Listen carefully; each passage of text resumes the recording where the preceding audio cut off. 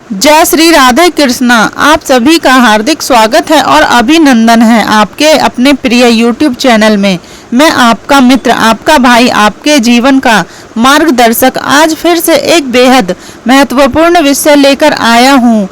आज हम बात करेंगे आश्विन मास की अमावस्या के बारे में, जिसे सर्वपितृ अमावस्या और पितृ विसर्जन अमावस्या भी कहा जाता है। यह तिथि न केवल धार्मिक और आध्यात्मिक दृष्टि से अत्यंत महत्वपूर्ण है, बल्कि पितृदेवों की कृपा प्राप्त करने का भी सबसे बड़ा अवसर माना जाता है। दोस्तों, आज की इस विस्तृत वीडियो में हम आपको बताएंगे आश्विन अमावस्या कब है, तिथि, नक्षत्र, योग, शुभ मुहूर्त कौन कौन से होंगे, इस दिन कौन से कार्य करने चाहिए और किन कार्यों से बचना चाहिए, श्राद्ध, तर्पण और दान पुण्य की विस्तृत विधियां, इस दिन के पौराणिक और तांत्रिक महत्व, अमावस्या से जुड़े लोक कथन और शास्त्रीय मान्यताएं, और अंत में इस दिन किए गए उपायों से जीवन में क्या क्या परिवर्तन आते हैं। तो आप वीडियो में अंत तक अवश्य बने रहें, क्योंकि यह वीडियो आप सभी के लिए खास रहेगा। जी हाँ दोस्तों, साथ ही अगर आप हमारे चैनल पर नए हैं तो चैनल को सब्सक्राइब करें और बेल आइकन को ऑन कर लें। साथ ही कमेंट बॉक्स में हर हर महादेव अवश्य लिखें, ताकि महादेव की कृपा सभी भक्तों पर बनी रहे। दोस्तों, हमारे भारतीय संस्कृति में अमावस्या का विशेष महत्व है।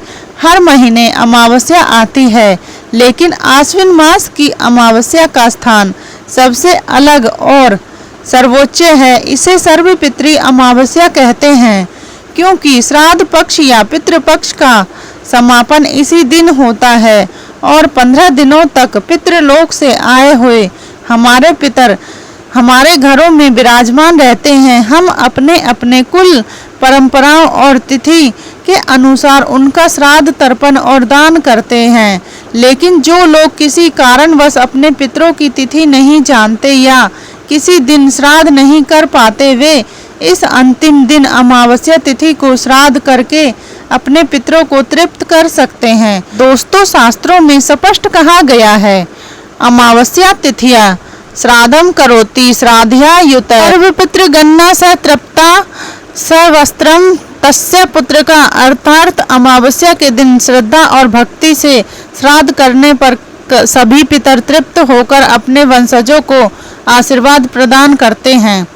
दोस्तों, आपको बता दें कि आश्विन मास की अमावस्या प्रारंभ समय जो 20 सितंबर 2025 के दिन शनिवार रात्रि 12:19 पर होगा और अमावस्या तिथि की जो समाप्ति है वह 21 सितंबर 2025 दिन रविवार रात्रि 1:25 पर होगा।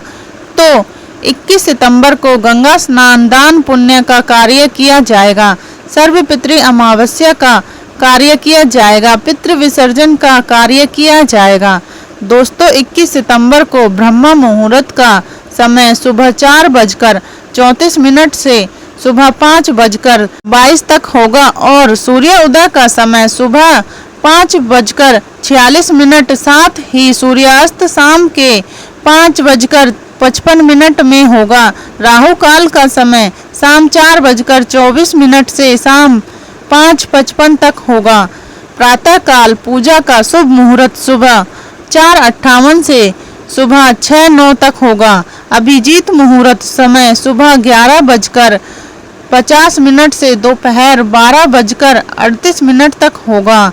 दोस्तों, शाम को पूजा का मुहूर्त शाम के 6:19 से शाम 7:30 तक होगा। नक्षत्र जो कि पूर्वा फाल्गुनी होगा सुबह 9:32 तक, उसके बाद उत्तरा फाल्गुनी नक्षत्र होगा। योग जो भी शुभ योग होगा शाम 7:33 तक, उसके बाद सुक्त योग होगा। दोस्तों, इस अमावस्या तिथि पर एक विशेष संयोग बन रहा है, सर्वार्थ सिद्धि योग। सुबह 9:32 से अगले दिन सुबह 6:09 तक रहेगा। यह योग अमावस्या को और भी अधिक पवित्र और फलदायी बना देता है। नंबर 4, दोस्तों, अमावस्या तिथि पर पितृ को प्रसन्न करने के लिए क्या करें इस दिन? नंबर 1, स्नान और संकल्प। सुबह गंगा, यमुना या किसी भी पवित्र नदी में स्नान करें। यदि संभव न हो तो घर पर गंगाजल मिलाकर स्नान करें। नंबर 2, श्राद्ध और तर्पण। कुसा, तिल, जल और पितरों के नाम से मंत्रोच्चारण कर तर्पण करें। नंबर 3, ब्राह्मण भोज। ब्राह्मणों को भोजन कराएं, दक्षिणा दें और आशीर्वाद लें। नंबर 4, दान पुण्य। गरीब, असहाय और जरूरतमंद को भोजन, वस्त्र, अन्न, दक्षिणा और गोदान करें। नंबर 5, दीपदान। संध्या समय घर के दरवाजे पर दीपक जलाकर रखें, जिससे पितरों का मार्ग आलोकित हो और वे असंतुष्ट होकर विदा लें। नंबर 6, गाय, कोए और मछलियों को भोजन। शास्त्रों के अनुसार इस दिन आटे की गोलियां बनाकर मछलियों को डालना चाहिए, गाय को हरा चारा देना चाहिए और कौआ को अन्न अर्पित करना चाहिए। नंबर 5, दोस्तों, पितृपक्ष की अमावस्या पर क्या न करें इस दिन? दोस्तों, इस दिन मांस, मदिरा, तामसिक भोजन और नशा बिल्कुल वर्जित है। किसी का अपमान या अपशब्द न कहें। घर में कलह, क्रोध और झगड़ा न करें। किसी को खाली हाथ न लौटाएं।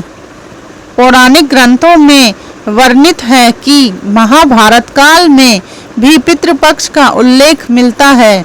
पितरों को प्रसन्न करने से व्यक्ति के जीवन में धन, आयु, संतान, सुख और समृद्धि आती है।